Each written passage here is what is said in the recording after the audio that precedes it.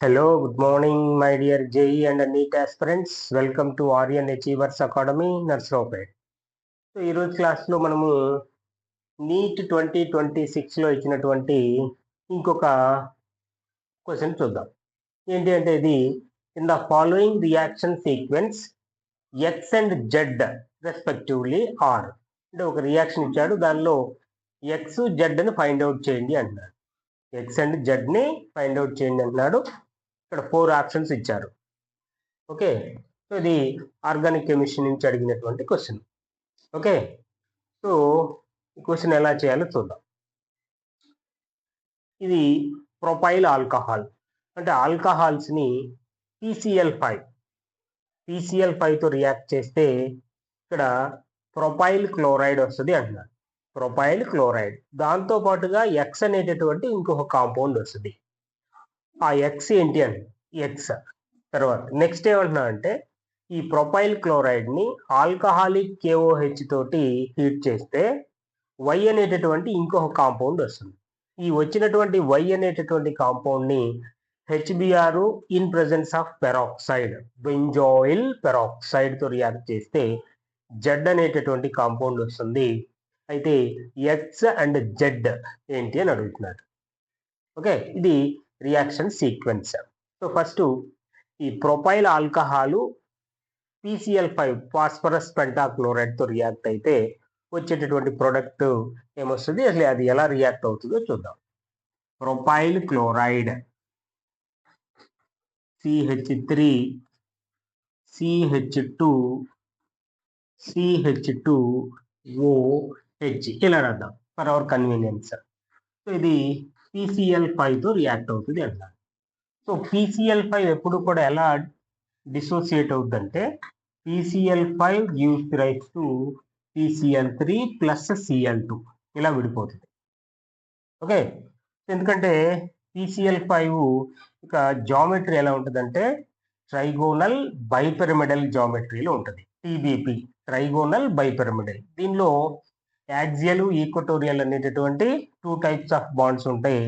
So axial bond length ఎక్కువగా ఉంటుంది, 2 axial bonds ఉంటాయి. సో కాబట్టి PCl5 ని మనము హీట్ చేస్తే PCl3 ప్లస్ Cl2 గా విడిపోతుంది అనమాట. సో అంటే అది ఫాస్ఫరస్ ఇలా ఉంటుంది. Cl మనము ఇంటర్మీడియట్ స్థాయిలో చదివి ఉంటాం. ఓకే, సో ఇది ఒకటి ఇలా. సో ఇక్కడ ఒక క్లోరిన్, ఇది ఒక క్లోరిన్. ఈ రెండింటిని యాక్సియల్ బాండ్స్ అంటాము, ఈ మూడింటిని ఈక్వటోరియల్ బాండ్స్ అంటాము. ఇది ఈజీగా బ్రేక్ అయిపోతాయి, అందుకని PCl3 ప్లస్ Cl2 గా ఇది డిసోసియేట్ అవుతుంది. ఓకే, సో ఇప్పుడు ఈ Cl2 ఈ ప్రొపైల్ ఆల్కహాల్ తో రియాక్ట్ అవుతుంది. ప్రొపైల్ ఆల్కహాల్ తో రియాక్ట్ అవుతుంది. తర్వాత PCl3 కూడా ఎలా రియాక్ట్ అవుతుందో చూద్దాం. ఓకే, సింపుల్ గా మనం ఎలా అర్థం చేసుకోవచ్చు అంటే దీన్ని, సో కార్బన్ కి ఆక్సిజన్ కి మధ్య ఉన్నటువంటి ఇదిగోండి ఈ బాండ్ బ్రేక్ అయిపోతుంది. తర్వాత ఆక్సిజన్ కి హైడ్రోజన్ కి మధ్య ఉన్నటువంటి ఇంకొక బాండ్ బ్రేక్ అవుతుంది. సో ఇప్పుడు ఇక్కడ ఇటువైపు ఒక Cl, ఇటువైపు ఒక Cl రాయండి. నెక్స్ట్ ఇంకా రిమైనింగ్ ఏమున్నది PCl3. ఇప్పుడు వచ్చేటటువంటి ప్రొడక్ట్స్ చూడండి, ఏమేమి ప్రొడక్ట్స్ వచ్చినాయి. ఓకే, ఇదిగోండి ప్రొపైల్ క్లోరైడ్ మనకు వచ్చినటువంటిది ప్రొపైల్ క్లోరైడ్. చూడండి CH3 CH2 CH2Cl propyl chloride. తర్వాత దాంతో పాటుగా ఏమొస్తున్నది, దాంతో పాటుగా ఇదిగోండి POCl3. ఇది అంటే ఎక్స్ అనేటటువంటి కాంపౌండ్ ఇదన్నమాట. It is a POCl3. So ఈ POCl3 స్ట్రక్చర్ ఎలా ఉంటుంది అని అంటే P double bond O Cl ఇది POCl3 మాలిక్యూల్. ఈ POCl3లో ఫాస్ఫరస్ sp3 హైబ్రిడైజేషన్ లో ఉంటుంది. sp3 hybridisation tetrahedral geometry. Okay, ఒకవేళ ఆ ఎక్స్ అనేటటువంటి కాంపౌండ్ లో ఫాస్ఫరస్ యొక్క హైబ్రిడైజేషన్ ఏంటి అని అడిగాడు అనుకోండి, సో అప్పుడు అది sp3 హైబ్రిడైజేషన్. sp3 హైబ్రిడైజేషన్ అయితే జామెట్రీ ఉంటుంది టెట్రాహైడ్రల్ జామెట్రీ. అంటే ఎక్స్ అనేటటువంటి కాంపౌండ్ POCl3. ఓకే. ఇప్పుడు ఆప్షన్కి రండి. ఇప్పుడు ఎక్స్ అనేటటువంటి వాటిలో POCl3 ఎక్కడెక్కడ ఉందో చూడండి. POCl3 అనేది ఆప్షన్ ఏలో ఉన్నది, ఇంకోటి ఆప్షన్ డిలో ఉన్నది. ఓకే. అంటే ఈ రెండు ఆన్సర్స్ కావు మనకి. అంటే బీసీని మనము ఎలిమినేట్ చేయవచ్చు. ఓకే. నెక్స్ట్ ఫర్దర్గా చూద్దాం. నెక్స్ట్ ఏంటి అంటే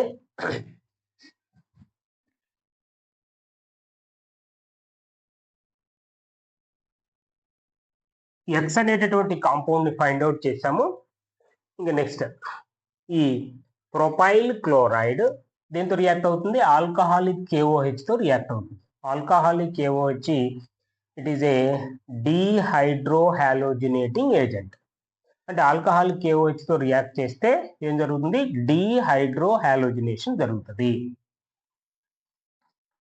CH3 CH2 ఓకే, CH2 ఇట్లా రాద్దాం, Cl ఇక్కడ H ఇలా రాద్దాం.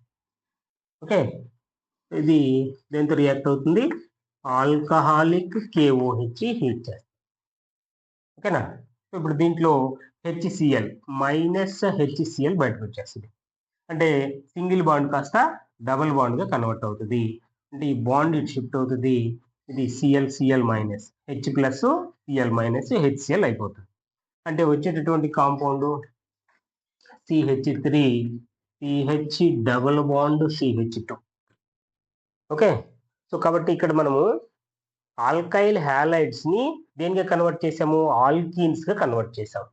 అంటే వచ్చినటువంటిది ఏంటంటే ప్రోపీన్ అనేటటువంటి కాంపౌండ్ వచ్చింది. Propene. Okay, it is an unsymmetrical alkene. It is a unsymmetrical alkene. Why అనేటటువంటి కాంపౌండ్ వచ్చింది, ఆల్కీన్. కానీ మనకి క్వశ్చన్లో అడిగింది వై కాదు, జెడ్ అడిగాడు. సో కాబట్టి ఈ అన్సిమెట్రికల్ ఆల్కీన్ ఇక్కడ చూడండి, మనకి ఆ రియేజెంట్ చూడగానే తెలిసిపోతుంది అది ఏంటి అనేది.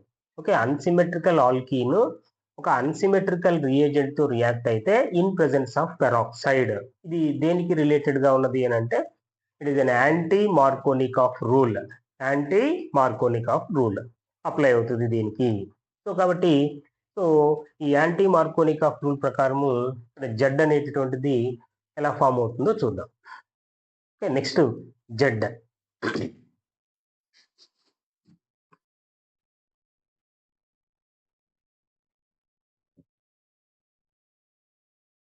చూడండి, మనకి వచ్చినటువంటి వై అనేటువంటి కాంపౌండ్ ఏంటి? Propene. CH3 CH double bond CH2 plus HBr in presence of benzoyl peroxide అంటాం. It is a benzoyl peroxide.